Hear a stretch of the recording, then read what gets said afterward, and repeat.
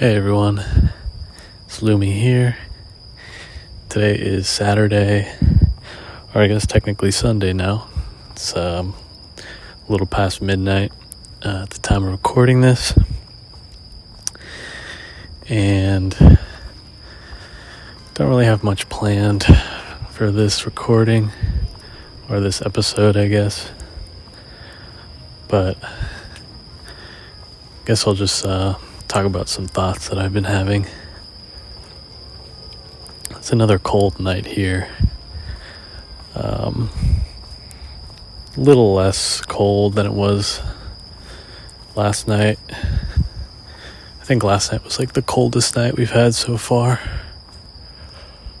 I think there was like an Arctic blast or Arctic chill or whatever they call it.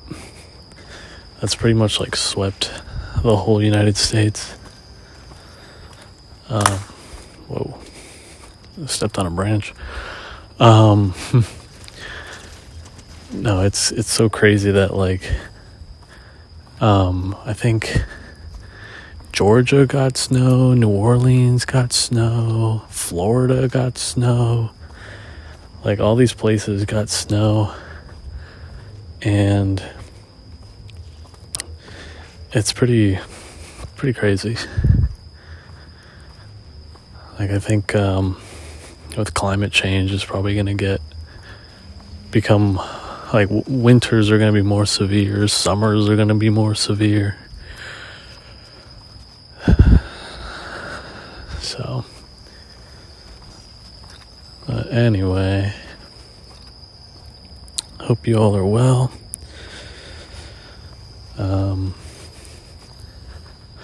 Kind of had a pretty decent day today. I started a new game, Death Stranding. I had never played it, and I think it wasn't like the past winter sale. I think it was the summer sale. I picked up the director's cut, and I think it was only like $25-$30. But I mean, it's a pretty old game at this point.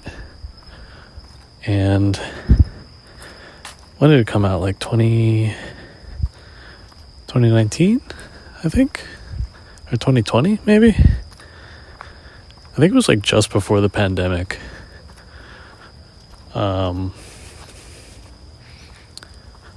But yeah, no, I've been playing that pretty much all day today. It's a really good game.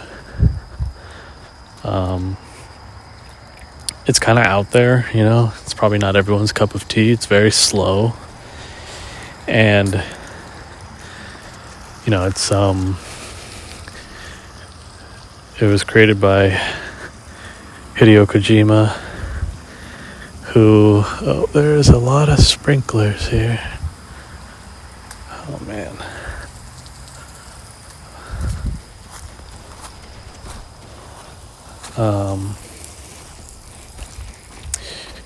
Yeah, I'm a big fan of his. I've played pretty much all of the Metal Gears.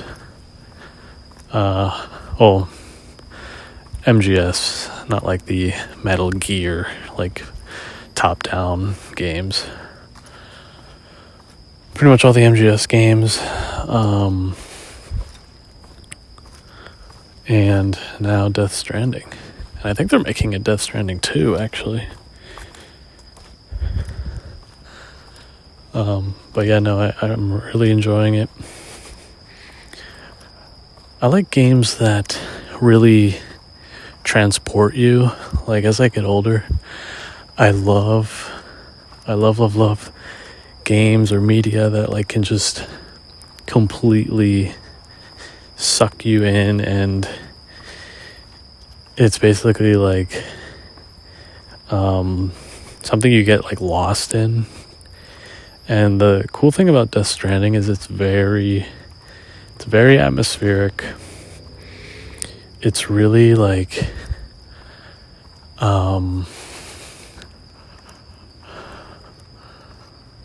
it's so like out there, like the ideas and like the things, like from the enemies to the characters, you know, the location, that like the setting, all of it is really unique. Like I've never seen anything like it before. Which just like adds to like the world building and like I said, like it's very transporting. So I highly recommend it. But being a Kojima game, it's really like the cutscenes are super long, because I think like Kojima always wanted to be a film director. Like you can tell like he wants to make movies, but he went down the path of like game creator. And yeah, some of the cutscenes at the beginning are like 9-12 minutes long, you know, like they're super long for a video game. But again, it's like watching a movie. And no, it's really good. I highly recommend it. I know I'm kind of like late to the party because everyone was playing that game when it came out, because there was so much hype around it. But I finally had the chance to play it. So if you're watching this, you're probably watching me play Death Stranding right now. I'll probably put some gameplay behind me here.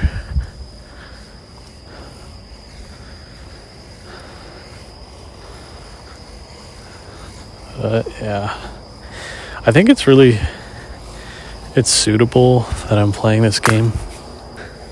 I hope I'm not stepping on snails. I'm gonna just assume they're tree branches. It didn't rain today, so they shouldn't be out. So the theme of the game is like America has like basically fallen, and it's pretty much unrecognizable in this setting compared to like today in the real world. And because of these like creatures that, I mean, like I don't even know what they are yet, but I don't think they're aliens. They're like some kind of like alternate like it's either like a parallel universe or like alternate dimension, like multi-dimensional creatures or something, because like it ties into like the afterlife and stuff like that. So these like creatures from beyond basically are like, they're basically colliding with, you know, the metaphysical reality that we all live in.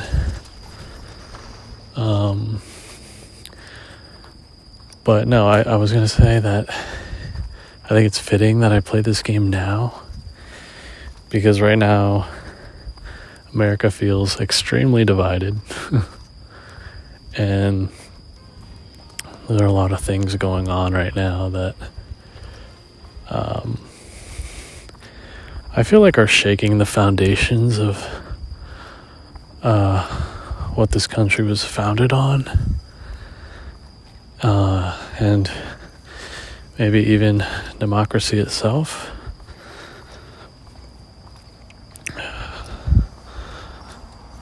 I don't know. But yeah, the whole point of the game is to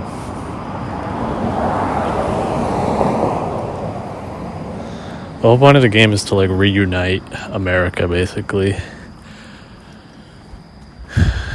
And America's like not even like made up of states anymore. It's like, it's called like the United Cities of America.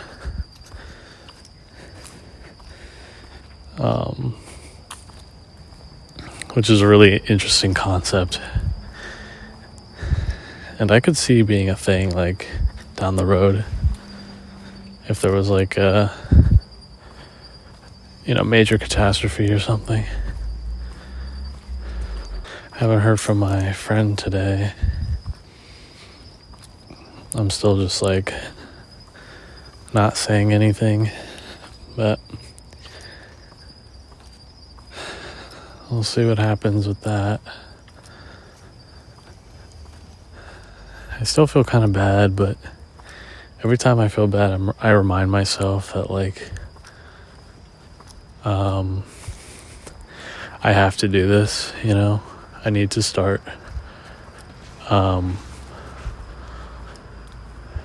putting more emphasis on like my self-worth. Like I need to put these things up and in the foreground of my mind, because I think it'll help with my my confidence and my self-worth. These things are important, and I've said this in other videos. I am I am a recovering like people pleaser kind of person, and I feel like I am trying really hard to course correct that, because being a people pleaser just like completely destroys your like self-worth and like how you view yourself. It may not be obvious at first, but it's like if you're constantly putting people's needs and wants ahead of yours, 5-10 years down the road, you won't even recognize yourself, because you've basically smothered your own wants, desires, and needs. You push them down below, and you'd much rather put others' wants and needs before yours. And it's basically self-sabotage, I read something it was like in my feed. It said something that like being a people pleaser is basically like a trauma response. I think it was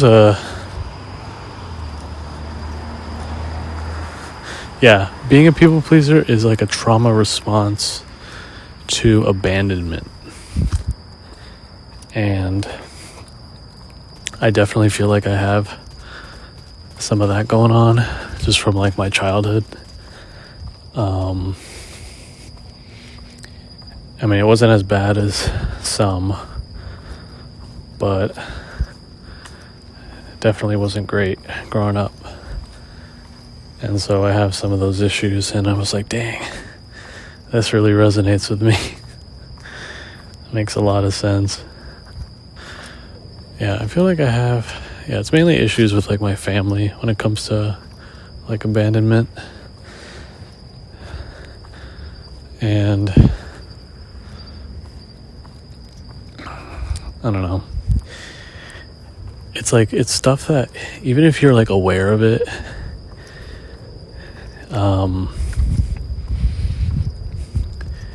it's like a scar, It's like, it's not like an open wound. It's not going to kill you, but it's like a constant reminder. And it's important to understand these issues, make peace with them, because ultimately there's no turning back time.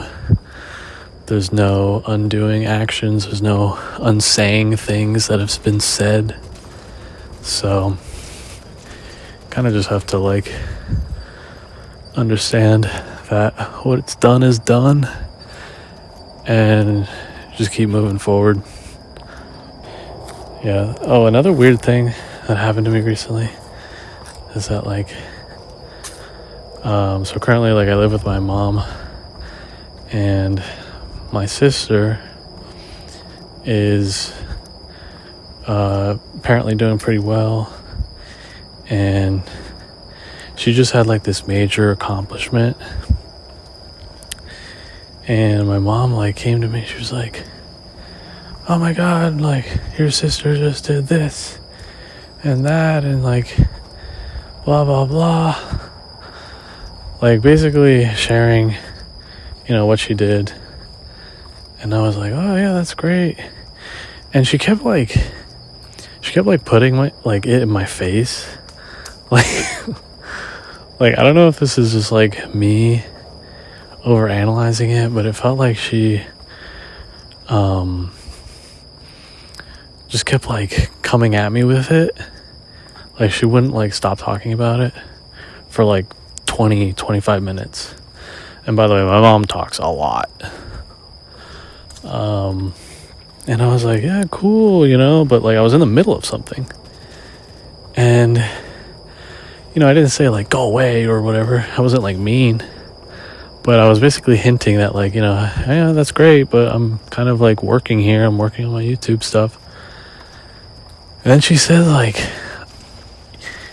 yeah, I mean, I don't know exactly. I forget how she put it exactly, but she was basically saying, like, along the lines, like, we should be happy for her and not be jealous. And I'm like, I'm not even like, I said I was happy for her. I'm not jealous. But when you're, like, constantly bugging me about it, and, like, you see me working and you're taking away from, like, what I'm doing, yeah, you're kind of, like, getting on my nerves a little bit. I don't know. I think she thought, like, I was like, jealous of her success or something, but really I was mainly annoyed that I was constantly being pulled away from what I was doing.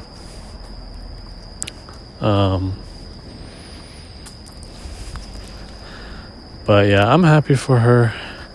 The weird thing is, like, she didn't come to me to tell me about it. I always, like, hear about what she does, like, through my mom.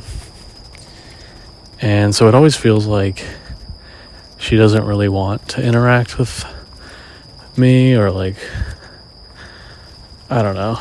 It's a weird dynamic. I hardly ever see my sister because she's so far away. She lives basically across the country. But yeah, it was just a weird interaction. When my mom said, or was, like, hinting at I was, like, jealous or something, it kind of rubbed me the wrong way. I don't know. This is weird. But yeah, I just hope that with this success, like, she can make a little money and maybe stop stressing, because I know she's been also struggling, like, financially, and, you know, it's tough out here. I mean, that's one of the reasons why I wanted to start this channel. Is, like, if it does become popular enough, it'd be a nice little, like, side hustle thing. Because Plan A definitely got, I wouldn't say it's, like, completely dead, but I was blindsided and I'm between jobs right now, so it's been kind of like a difficult situation, financially speaking. So, but anyway, I'm gonna wrap this up here. I'm coming back to my house now. Leave me a like if you like this video, dislike it if you dislike it. Let me know in the comments what you think, or if there's anything you want me to cover next, and consider subscribing if you enjoy this kind of content. But anyway, I'll catch you guys later. See ya.